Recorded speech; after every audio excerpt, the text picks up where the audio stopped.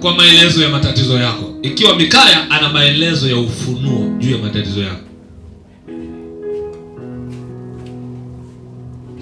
Ngoja nijaribu hivi, sijui kama kuna mtu anahama katika ulimwengu leo kwa maelezo.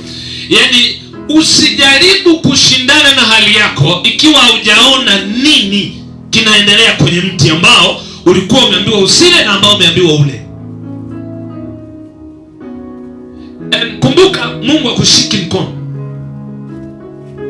Yaani Mungu azuii na kushiki mkono. Kwa hiyo ninachokufunulia hapa, ninayajua mawazo, so anayoyajua kabla ya kuamua kwako iwe ni lifestyle. Kimaandiko iko hivi. Wakati Mikaya anamwambia mfalme anamjibu Mikaya kulingana na mazingira na aina ya watumishi waliomtia moyo. Huwa ninajaribu kusema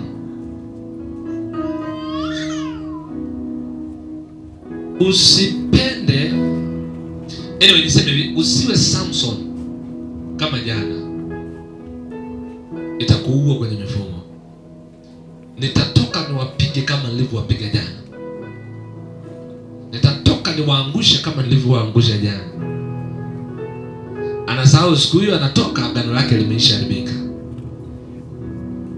Anapotoka anaenda kukamatwa. So sema nitatoka. Make sure umeona. Nijaribu kukusanya taarifa za kiroho. Usipoona namna ambayo Mungu anaona, utaendelea kuomba kwa namna unayopitia. Kwa sababu kinachofanyika, Mungu anakubadilishia namna unayoona, kwani ufunuo unakupa hali ya Mungu ya wakati huo kwenye mambo yako. Kwa hiyo usipobadilika kwa namna unayoona, utaendelea kuomba kwa bahati kwa namna unayopitia. Na ndio maana baadhi ya watu wanapitisha maombi kama nipate kuelezea matatizo yao kwa Mungu. But the question is, muda gani wanapitishwa kwenye kusikia namna ambayo Mungu anataka wasikie? Do you know unachoomba kina imani ikiwa kinatokana na mambo unayoyapitia?